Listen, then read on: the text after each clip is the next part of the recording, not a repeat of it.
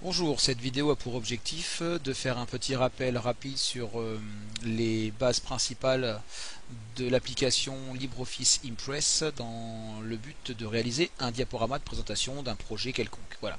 Donc on commence par ouvrir l'application LibreOffice.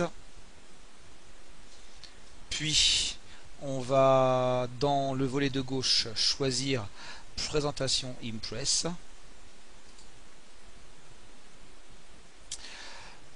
La première étape va avoir pour objectif de faire la mise en page de notre diaporama. Donc on constate qu'il y a plein de possibilités.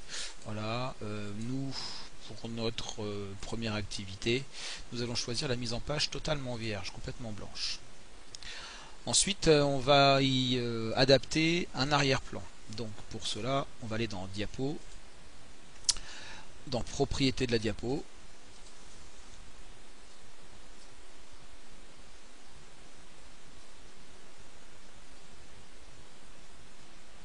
Voilà. Donc deux onglets, l'onglet page, l'onglet arrière-plan. On reste dans l'onglet arrière-plan. On peut choisir aucun arrière-plan, comme on peut choisir de la couleur, comme on peut choisir des dégradés, hachures ou encore images que l'on peut télécharger via notre disque dur ou notre clé USB par exemple. Donc dans ce tutoriel, je vais choisir l'option dégradé.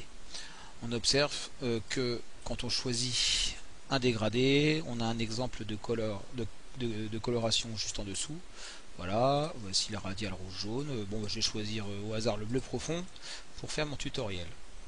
Je valide en cliquant sur OK. Là, le logiciel me demande si je veux valider ces paramètres sur l'ensemble des diapositives de mon diaporama. Je vais lui dire oui. Voilà, donc notre arrière-plan est devenu de couleur bleue.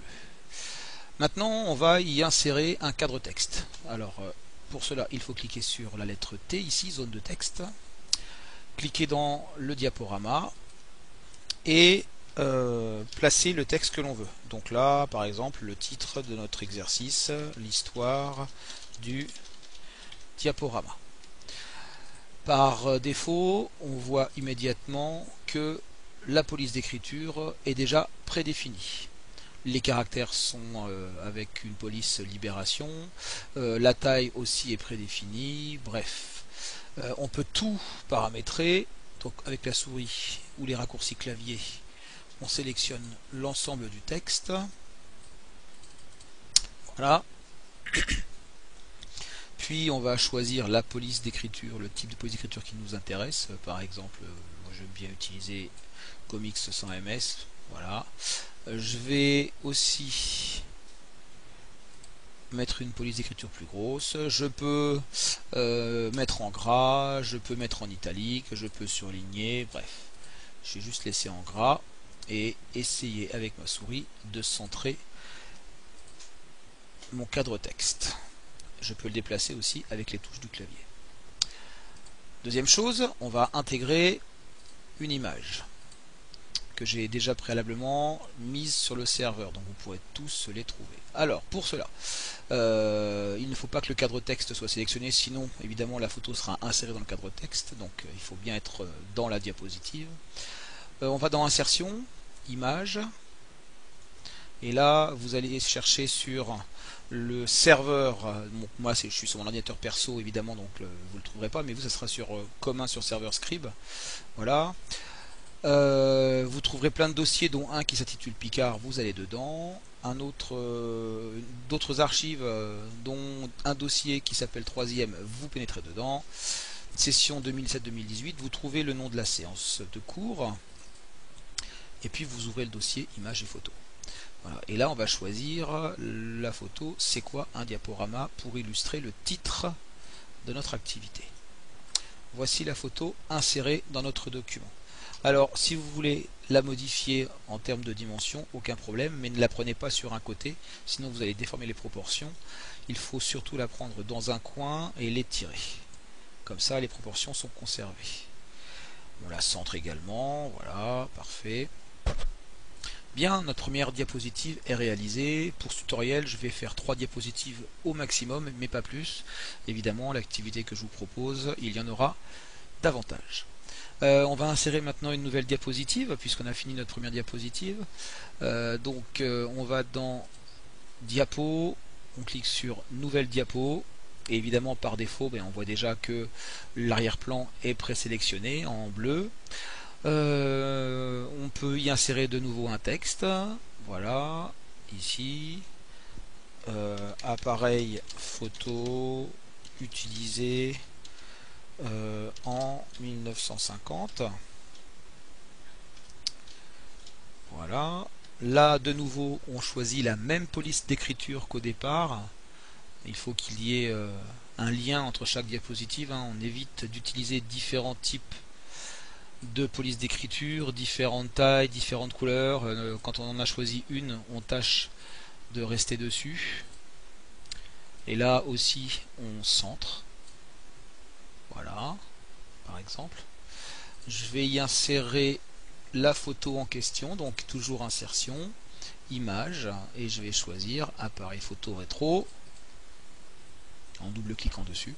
Voilà, elle apparaît dans le milieu de notre diapositive. Encore une fois, on peut modifier les proportions, étirer, centrer, voilà. Et enfin, pour terminer, on va faire la dernière diapositive de mon tutoriel. On va insérer une nouvelle diapositive. De nouveau, le fond est toujours bleu et on va y insérer la diapositive de fin, l'image de fin, pardon, que j'ai appelée The End. Voilà. Donc, j'étire de nouveau ma photo pour lui donner des proportions à peu près convenables.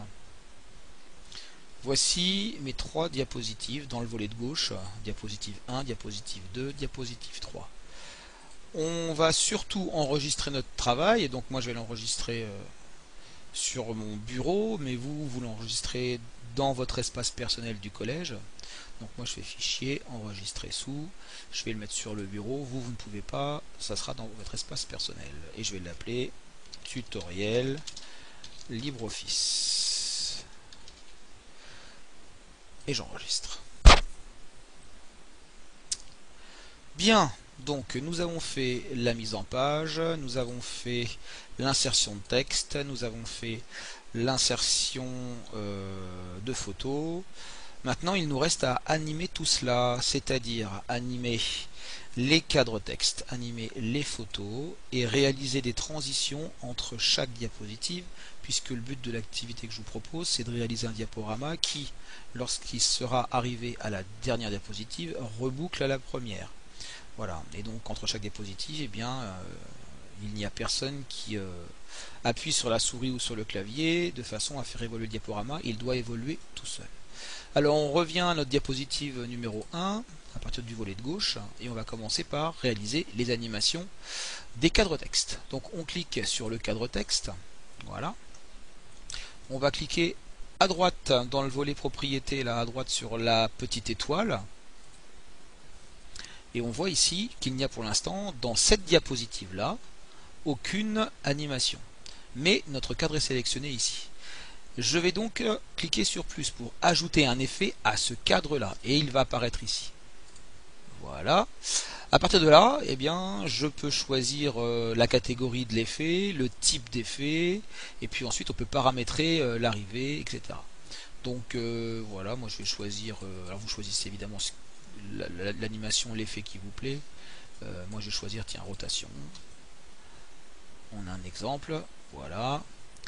Ensuite, je vais demander à ce que le début commence après la diapositive précédente, c'est-à-dire que quand la dernière se terminera, en fait, on rebouclera sur le titre qui fera son effet de rotation. Et puis, je peux lui demander aussi à cet effet de durer un certain temps. Donc là, par exemple, je vais mettre 3 secondes. Voilà. Maintenant que j'ai fait ceci, je vois ici le paramétrage réalisé, je vais paramétrer mon image de façon à ce qu'elle ait aussi un effet.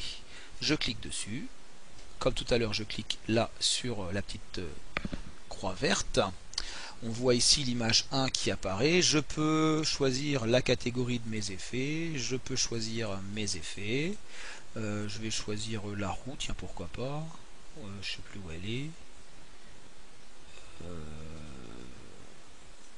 tiens, la roue, elle est là. Voilà. Je vais lui dire que je veux qu'elle parte après l'animation précédente, donc après que le titre ici soit terminé. Je peux lui demander, comme c'est une roue, qu'elle ait un rayon ou deux rayons ou trois rayons. Voilà. Je vais en mettre deux. Et puis je vais lui demander de durer cette animation pendant 3 secondes. Une fois que j'ai fait ceci, je peux passer à la diapositive numéro 2 et je peux refaire la même chose. Alors là c'est pareil, c'est comme les polices d'écriture. Quand on a choisi un type d'animation, on essaie de s'y garder, de rester sur la même chose. Donc je sélectionne mon cadre texte. Je valide l'animation, je l'ajoute, voilà. Je choisis la même animation que la diapositive précédente, c'est-à-dire rotation. Je vais lui demander d'arriver après le précédent. Je peux choisir le sens dans lequel cette animation va, mais je vais laisser comme ça. Et puis je vais lui dire, tiens, voilà, tu dureras 3 secondes. Je vais animer maintenant ma photo. Voilà, donc là on voit que ma zone de texte est paramétrée. J'ajoute un effet sur mon image. Je vais lui demander de faire la roue. Voilà. Après le précédent également. Voilà, avec 2 rayons d'une durée de, là aussi, 3 secondes. Et puis enfin, donc vous voyez, voilà, ces petits logos, ces petites icônes qui apparaissent ici correspondent tout simplement au fait qu'il y a des animations, au moins une, mais des animations dans ces diapositives-là. Celle-ci, on voit qu'il n'y en a pas pour l'instant. Bien, puisque cette diapositive-là, eh bien, on observe qu'il n'y a pas d'animation sur l'image, on va animer la dernière image, The End. Donc on sélectionne toujours le cadre photo, on s'assure d'être dans l'animation personnalisée, on clique sur la petite croix verte ici, donc on l'a ajouté, on peut modifier toujours les catégories et choisir les effets que l'on veut. Moi je vais rester dans mon style de départ à la roue et lui demander de démarrer après le précédent avec 2 rayons et puis elle durera 3 secondes. Voilà, normalement ici ça y est, on voit l'icône qui apparaît. Donc chaque animation, chaque diapositive pardon, a son animation.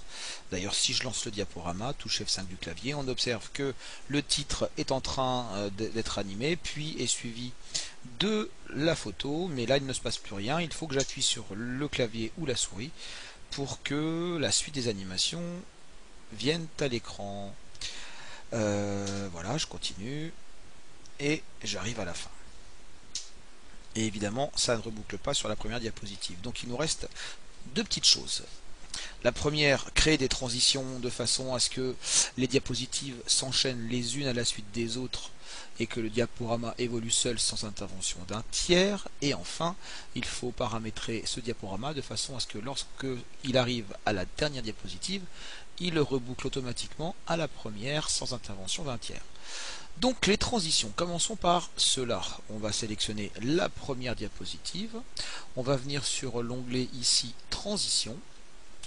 Voilà, on le sélectionne. Et puis à l'identique de ce que l'on a fait tout à l'heure pour les animations des textes et puis des images, je ne sais pas si vous vous souvenez, et bien là on a toute une liste d'animations possibles que l'on peut utiliser pour les transitions.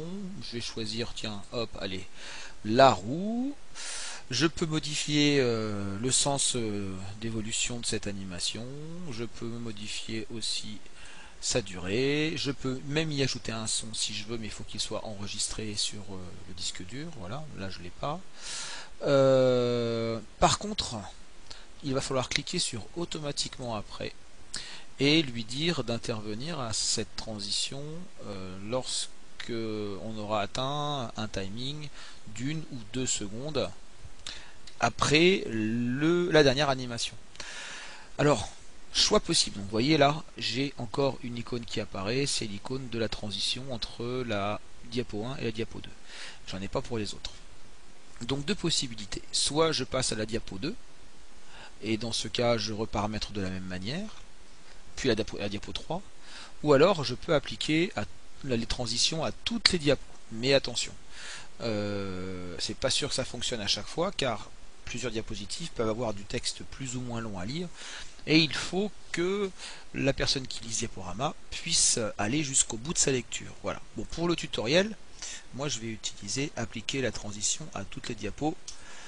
Hop, et on va observer les logos qui apparaissent partout, les icônes qui apparaissent partout. Donc là, mon diaporama est presque automatisé. Je le lance avec la touche F5 du clavier. Et bien on observe la transition numéro 1, l'histoire du diaporama, donc le titre est animé, photo animée, transition suivante, le titre qui est animé avec sa photo, et au bout de 2 secondes on passe à la transition suivante qui nous amène vers la diapositive numéro 3, la page de fin de ce diaporama, The End, et là on arrive à la fin du diaporama. Donc il nous reste ce qu'on appelle, ou moi ce que j'appelle vulgairement, le rebouclage du diaporama. Alors là, il n'y a rien de compliqué. On va quand même conseiller un petit enregistrement pour ne pas perdre l'intégralité de ces docs. Voilà. Donc rien de compliqué. On va aller cliquer sur diaporama, paramètres du diaporama. Et là, boucle et répète, eh bien, on le sélectionne et le timer, hop, on l'amène à 0, on fait OK. Et maintenant, on relance le diaporama histoire de voir ce que ça donne. Transition, titre, image, transition, titre, image, transition qui nous dirige vers la dernière diapositive de ce diaporama, image, transition qui nous emmène vers la diapositive numéro 1, le diaporama est en train de reboucler. Voilà, on a fait le tour de ce diaporama.